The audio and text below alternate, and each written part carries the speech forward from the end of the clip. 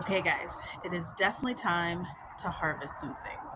We have a lot going on in the garden.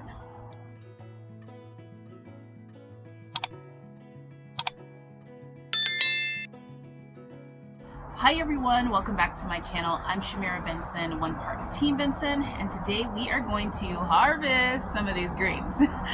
So I have been avoiding doing big harvests on my garden just because right now my garden is like my second pantry. There's no need to just fill up everything in the house because we have already stored a lot of food from last year's garden. So like my freezers are full, everything's good. So I can just kind of come out here and make fresh meals when I need them. During the time where we have like a lot of fresh food, we like to pick it that day and cook it and eat it that day. But my garden is getting a little bit suffocated because our temperatures are not as cold as they should be. It is December time, and I think today we are probably going to be like 76 degrees. And that's kind of been the story all season long. So we're going to go ahead and we're going to give some of these greens, hope you guys didn't hear that motorcycle, we're going to give some of these greens a little bit of breathing room. So these are the greens in question. My Georgia collards need some breathing room, and so do my bok choys. Now, we harvested last week the Chinese Napa cabbage, and look at this, guys.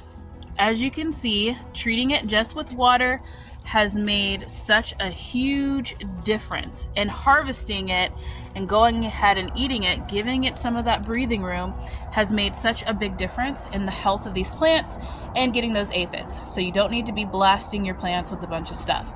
So now let's do the same for these two.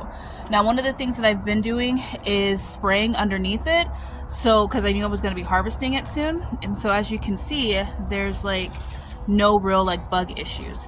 And my Georgia collards, they normally don't get aphids. What they get are the little cabbage loopers. As you can see, there's a few little holes in them, but the birds have been attacking those cabbage loopers. That's been the cool thing about this season. Now, a lot of times in my garden, I don't have that perfect harmony during this time where there's still birds out. Usually it's a little bit chilly, so the birds aren't like flying around, but this year, it's so warm. It's so warm, so all the birds are still here and they're enjoying life. We even have bees. I just saw a bee fly by me and it's pollinating my squash, which we'll be getting next. So before the sun really hits these plants, let's go ahead and start harvesting. So guys, I talk a lot about cut and come again plants and not pulling the entire plant. So basically, I'm gonna get so many cuttings off of these plants just because I'm essentially shocking the plant, letting it think that it doesn't have any leaves, so then it doesn't think that it's ready to go to seed again.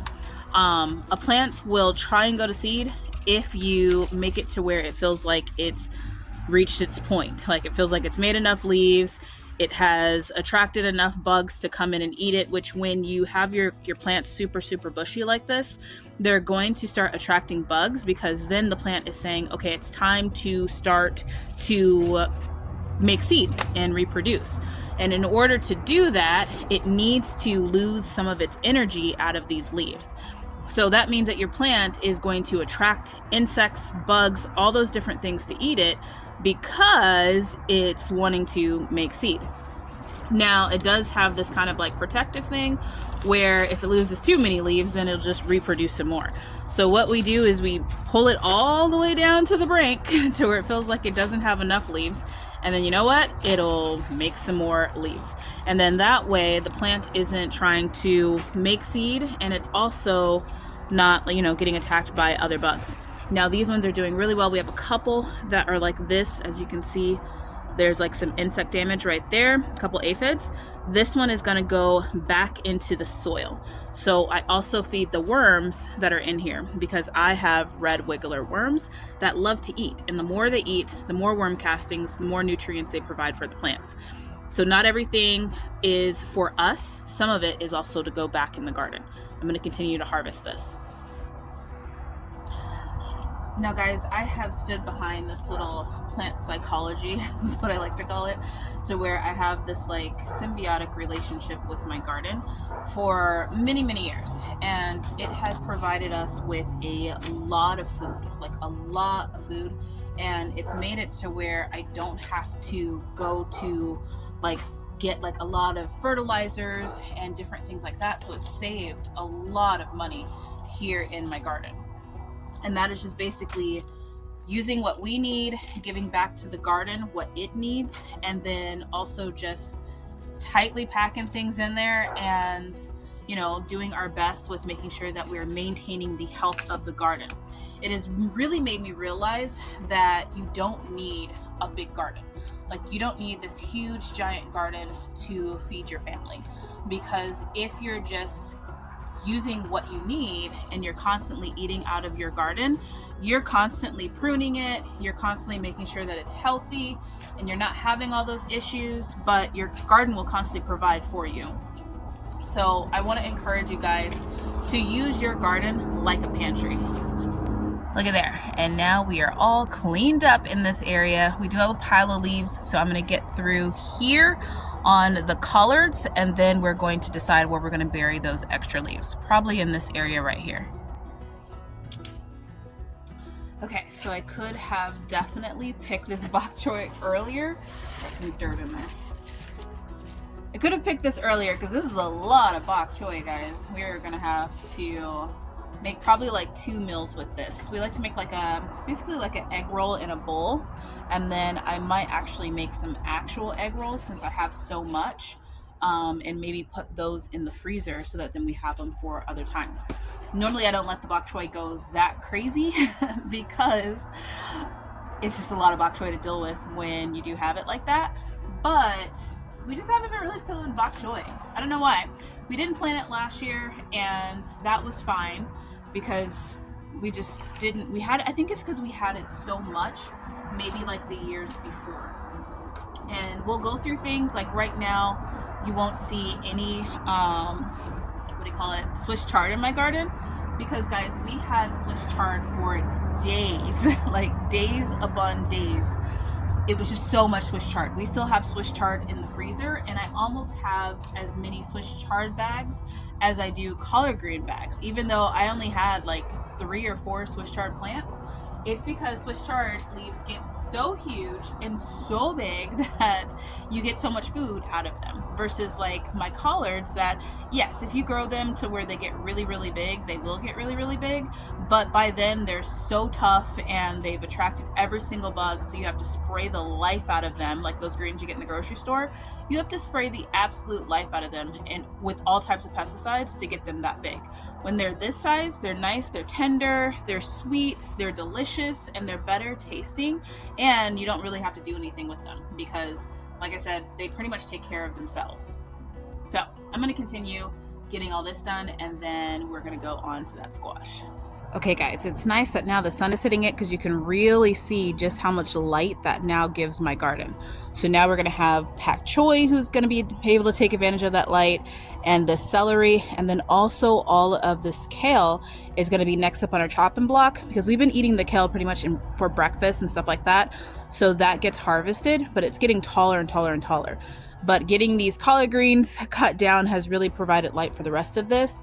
So they will be growing, all these other things will be growing, including like this spinach down there, which is already crazy. So we have this pile that I'm just gonna let wilt a little bit, just so that it's easier to bury. And then we have, this is the greens that we have to go inside.